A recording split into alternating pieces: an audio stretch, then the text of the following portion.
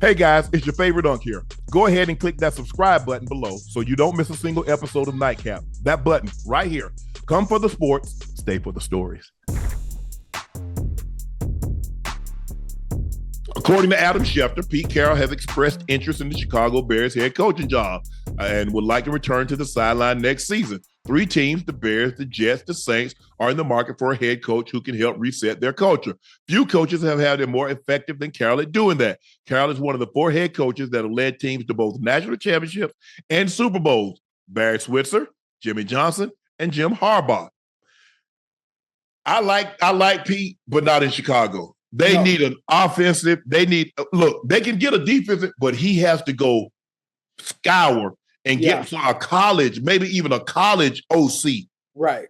That's creative, that knows how to work with the skill set of what Caleb Williams possessed. He can't go get one of those conventional guys that he had in Seattle. No. That ain't gonna work. You know what I think? Now we talk about the Chicago job. And I like what you said about Pete Carroll, who is a player's coach. I think the players will gravitate towards him.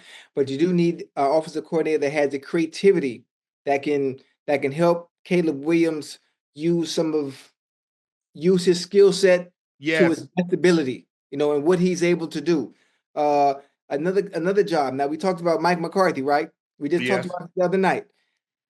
Ben Johnson. What you think about this? Ben Johnson, Dallas Cowboys head coach. Oh, I like that. I haven't heard I heard his name mentioned before, but it was never with the Cowboys. I think Ben Johnson would be the perfect fit for the Cowboys and working with Dak and bringing some of that creativity that he does over there in Detroit. Now, he doesn't have the same personnel to be able to do some of the things he did, but based on what you have and what he knows he has, the strengths and the weaknesses of the players on that team, I think he can do some damage as that head coach. Hell, matter of fact, head coach and offensive coordinator. Keep calling the plays there in Dallas too, if the opportunity presents itself. So, Pete is out. Obviously, he left Seattle last year. They got Mike McDonald, who was the former defensive coordinator of the Baltimore Ravens. Zach Orr took over that job. John Harbaugh has a nice little tree. I mean, he got McDonald as a head coach, Zach Orr, the defensive coordinator, Anthony Weaver, who was in Baltimore. He's the DC at Miami. Yeah. So John Harbaugh has put together a nice little staff, but Pete Carroll is interested in getting back into the NFL. Coach Belichick seems like he might be only on the sidelines at North Carolina for 1 year because he has a $1 million buyout after one season. But Ocho, you see how he did that? My son's the defensive coordinator, and then if I step away, he gets to be coach and waited. See how they did that? Now I want to know. I want to know what they call that because I know a lot of people was up in arms. It started with an N, if I'm not mistaken. Yeah. Okay. I ain't heard nobody say a word. Ain't nobody mention nothing about nepotism. I ain't even heard nobody say anything about baptism. Right. I know one thing. I like what Belichick is doing too. Now there have been very many rumblings when there were job openings as head coaches in the NFL.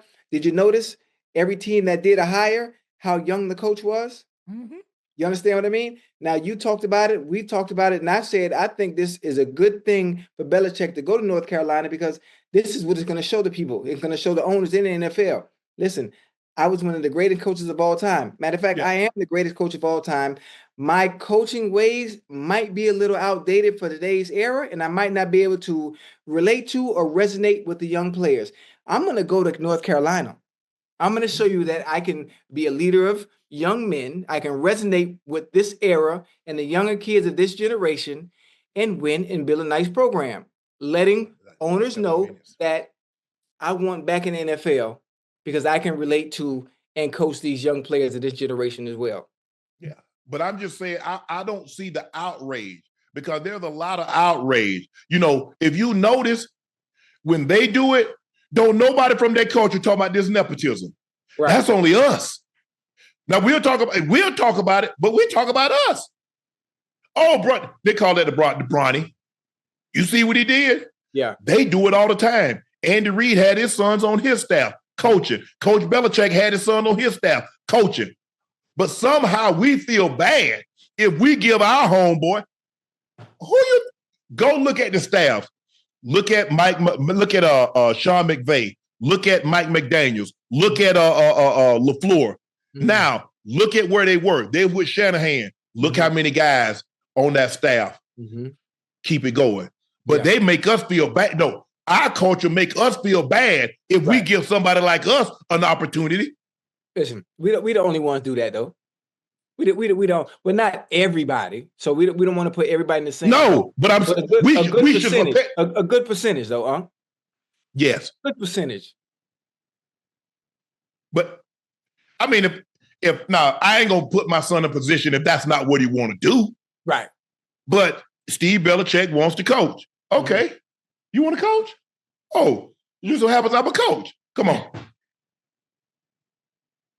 My son wanted to be in media. This is what you want to do? Come on. Right. That's not what he wants to do. I don't got no problem.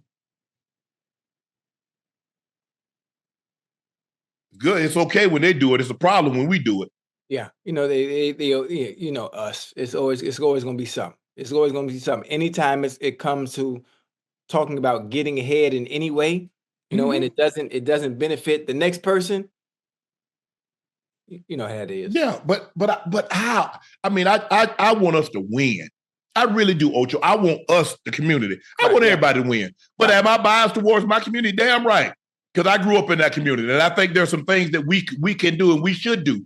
Right. But we've got to stop this. Anytime someone becomes successful in our community, think they did something seedy or undermined it or underhanded to get that. Oh, he sold his soul. They don't. I've never heard somebody say the Kelce sold their soul. I've never heard. They don't say what. Peyton Manning got $1 billion company, and ain't nobody said he sold his soul. Me and you got a little thing, man. Unc done sold his soul.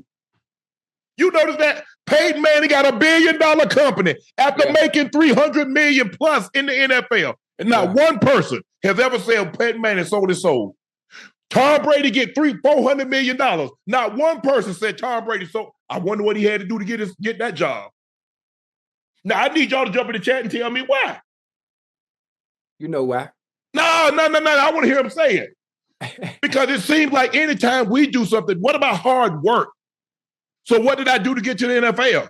I sold my soul? Discipline. Y'all should see how I approach what I do now. Can you imagine how maniacal I was when I played to get to that? Right.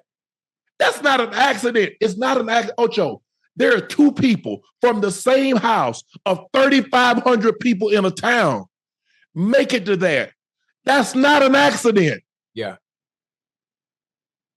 But I'm like, God, you should think like, well, hell, the way I look at anything, Ocho, if I see somebody do it, I can do it.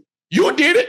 Oh, yeah. But what, they only did it, They stopped giving job people opportunities to do something because you did it?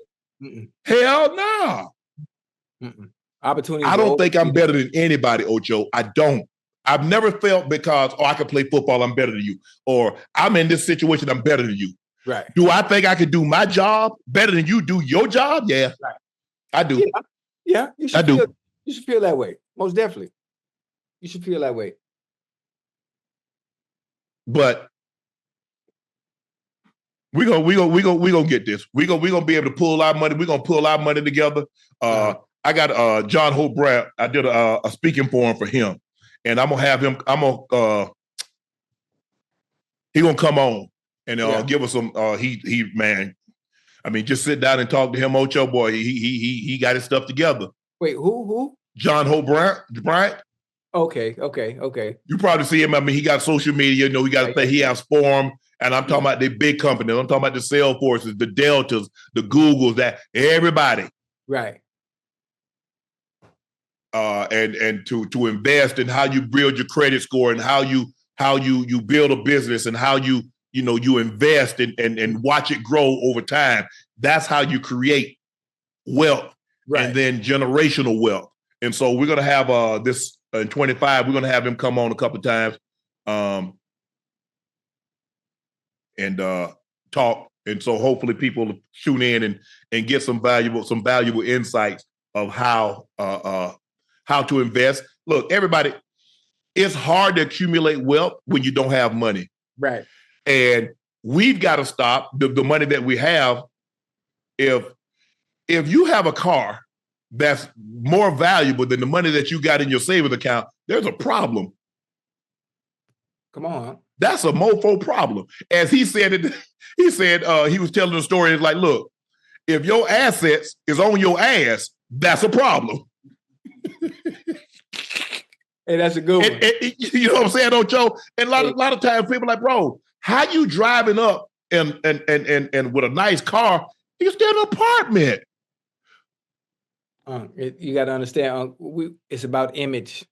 It's about image. It's about looking to par. It's about looking as if you have it. Because if you look like you got it, then you're able to get what it is you're attracting. Because when it comes to everything is visual. Yes, we are visual. Think about social media. Everything is about visual.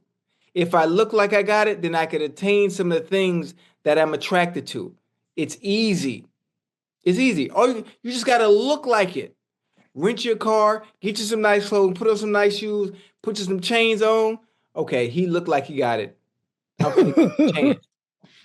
Ocho. Yeah. Kyle Payne said, "You and I sold our souls." Me? He trolled it. Shit. Well, you know, I ain't. Yeah.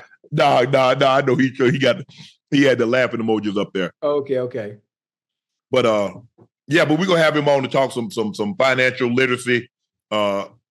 Get money. And I said, Ash, in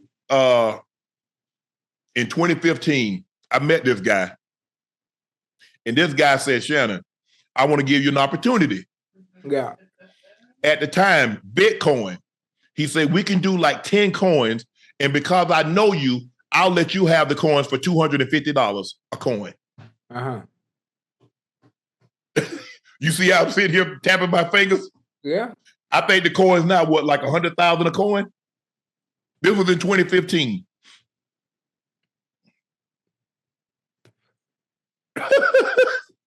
Ocho, if I'd go ahead and do that, hey, Ocho, go ahead and take it over. It ain't no more Unc and Ocho. It's the Ocho show.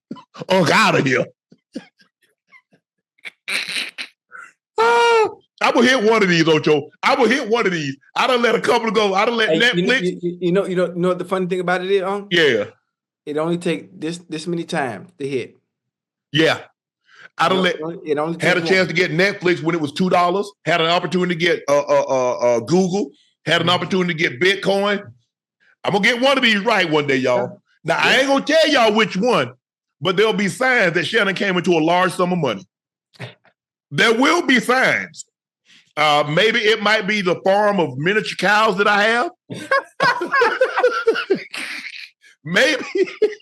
I don't know what it is, but right. You like, damn, man, did y'all hear? Unc bought a farm with 1,000 mini cows. 1,000? Yeah.